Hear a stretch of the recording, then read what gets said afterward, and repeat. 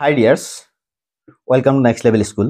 আজি মই ক্লাস 9 নগাঁও ডিস্ট্রিক্টত হৈ যোৱা জেনাৰেল সায়েন্সৰ কোৱেশ্চন পেপাৰৰ MCQ পাৰ্টটো সমাধান কৰি দিব বিচাৰিছো।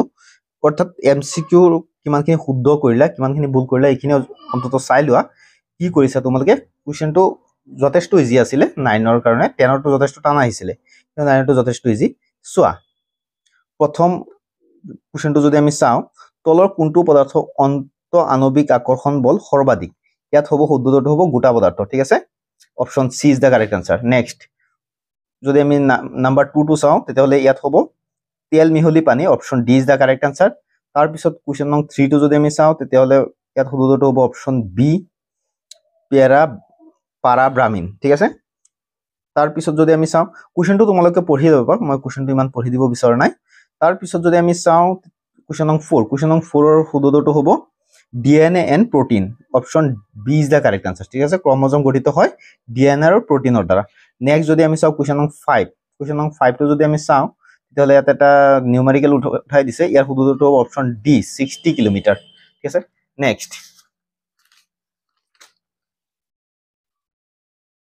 কুৱেশ্চন নং 6 টো চোৱা, কুৱেশ্চন নং 6 ৰ শুদ্ধটো হ'ব অপশন সি। ঠিক আছে, কুৱেশ্চন নং 6 ৰ কাৰণে অপশন সি হ'ব শুদ্ধটোৰ। তাৰ পিছত কুৱেশ্চন নং 7 ৰ কাৰণে শুদ্ধটো হ'ব অপশন এ। তাৰ পিছত কুৱেশ্চন নং 8, কুৱেশ্চনটো তোমালোকে পঢ়ি ল'বা। অপশন 8 শুদ্ধটো হ'ব অপশন বি, কুৱেশ্চন নং 8 অপশন বি।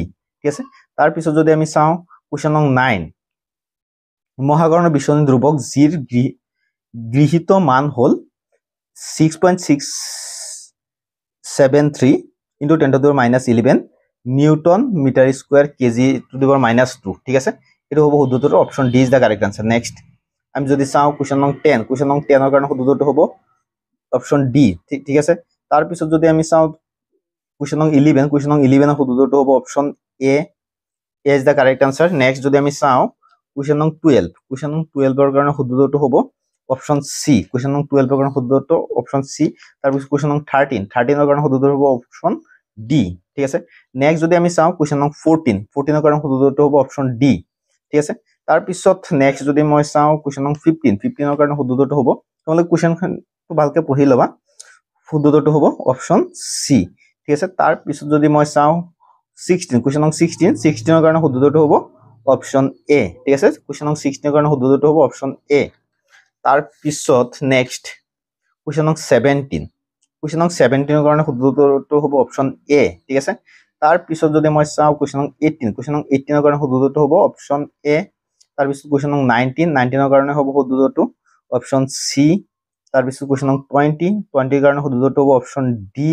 তাৰ পিছত আছে কুৱেশ্চন নং 21 ৰ কাৰণে শুদ্ধটো হ'ব অপশন বি। ঠিক আছে, তাৰ পিছত যদি মই চাওঁ কুৱেশ্চন নং 22, কুৱেশ্চন নং 22 ইয়াত শুদ্ধটো হ'ব অপশন বি। ঠিক আছে, তাৰ পিছত কুৱেশ্চন নং 23 শুদ্ধটো হ'ব অপশন বি।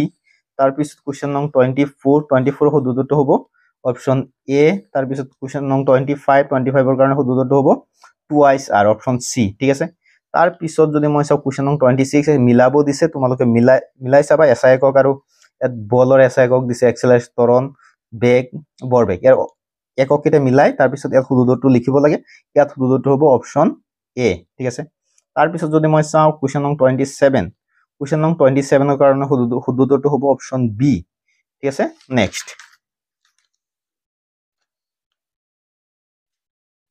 কুৱেশ্চন নং 28, কুৱেশ্চন নং 28 কি আছে, তলৰ কোনটো বলৰ বাবে শুদ্ধ। ঠিক আছে, ইয়াত শুদ্ধটো হ'ব অপশন সি। ঠিক আছে, বলে কোনো বস্তুৰ আকাৰ সলাব।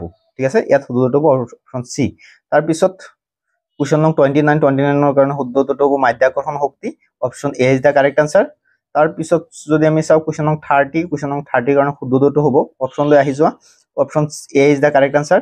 নেক্সট কুৱেশ্চন নং 31 ৰ কাৰণে শুদ্ধটো হ'ব অপশন সি।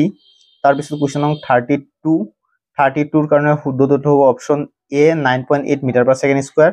তাৰ পিছত কুৱেশ্চন নং 33, কুৱেশ্চন নং 33 ৰ কাৰণে শুদ্ধটো হ'ব অপশন সি। ঠিক আছে, তাৰ পিছত আহি যোৱা কুৱেশ্চন নং 34, কুৱেশ্চন নং 34 ৰ কাৰণে শুদ্ধটো হ'ব অপশন এ।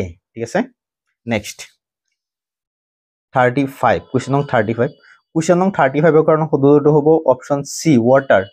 ঠিক আছে কুৱেশ্যন নং 36 ৰ কাৰণে শুদ্ধ উত্তৰটো হ'ব অপশ্যন বি তাৰ পিছত কুৱেশ্যন নং 37 ৰ কাৰণে শুদ্ধ উত্তৰটো হ'ব অপশ্যন এ ঠিক আছে তাৰ পিছত যদি আমি চাওঁ কুৱেশ্যন নং 38 ৰ কাৰণে শুদ্ধ উত্তৰটো হ'ব অপশ্যন ডি ঠিক আছে তাৰ পিছত কুৱেশ্যন নং 39 ৰ কাৰণে শুদ্ধ উত্তৰটো হ'ব অপশ্যন বি ঠিক আছে তাৰ পিছত যদি মই চাওঁ কুৱেশ্যন নং 40 কাৰণে শুদ্ধ উত্তৰটো হ'ব অপশ্যন বি ঠিক আছে কুৱেশ্যন নং 40 কাৰণে শুদ্ধ উত্তৰটো হ'ব অপশ্যন বি নেক্সট কুৱেশ্যন নং 41 ৰ কাৰণে শুদ্ধ উত্তৰটো হ'ব অপশ্যন বি তাৰ পিছত কুৱেশ্যন নং 42 কি আছে তলৰ কোনটো গ্ৰীণ হাউচ গেছ নহয় ঠিক আছে তলৰ কোনটো গ্ৰীণ হাউচ গেছ নহয় কাৰ্বন মনোক্সাইড ঠিক আছে carbon monoxide option C is the correct answer next যদি আমি চাওঁ কুৱেশ্যন নং 43 কাৰণে শুদ্ধ উত্তৰটো হ'ব অপশ্যন বি তাৰ পিছত কুৱেশ্যন নং 44 ৰ কাৰণে শুদ্ধ উত্তৰটো হ'ব অপশ্যন সি ঠিক আছে তাৰ পিছত কুৱেশ্যন নং 45 ৰ কাৰণে শুদ্ধ উত্তৰটো হ'ব অপশ্যন এ ঠিক আছে 45 ৰ কাৰণে হ'ব শুদ্ধ উত্তৰ অপশ্যন এ এইখিনি আছিল আজিৰ ভিডিওটো যদি ভিডিওটো চাই ভাল পালা তেতিয়াহ'লে লাইক শেয়াৰ এণ্ড সাবস্ক্ৰাইব কৰি ৰাখিবা এনেধৰণৰ ভিডিওসমূহ পাই থাকিবৰ কাৰণে কুৱেশ্যনটো যথেষ্ট ইজি আছিলে তোমালোকে কিমানখিনি কৰিছা নাজানো বাকি 45 আছে ডেসক্ৰিপটিভ টাইপ কুৱেশ্যন এইখিনি যদি লাগে মই বেলেগ ডিস্ট্ৰিক্টৰ ছাত্ৰ ছাত্ৰী সকলে চাব বিচাৰে গতিকে মই এই কুৱেশ্যনখিনি দেখুৱাই দিছো তোমালোকে চাই ল'ব পাৰা ঠিক আছে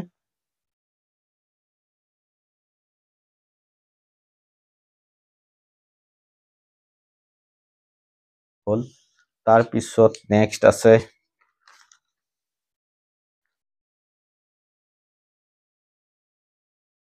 বেলেগ ডিস্ট্ৰিক্টৰ ছাত্ৰ ছাত্ৰীসমূহ এই কুৱেশ্যনসমূহ চাই ল'ব পাৰা যদি হাফ ইয়াৰলি এক্সাম হোৱা নাই ইম্পৰ্টেণ্ট হ'ব লগতে এনুৱেল এক্সামৰ কাৰণে ইম্পৰ্টেণ্ট কুৱেশ্যন হয় এইবিলাক যেহেতু নগাঁও ডিস্ট্ৰিক্টৰ কুৱেশ্যন হয় নগাঁও ডিস্ট্ৰিক্টৰ কুৱেশ্যনটো এনেও ইম্পৰ্টেণ্ট ঠিক আছে গতিকে চাই ল'বা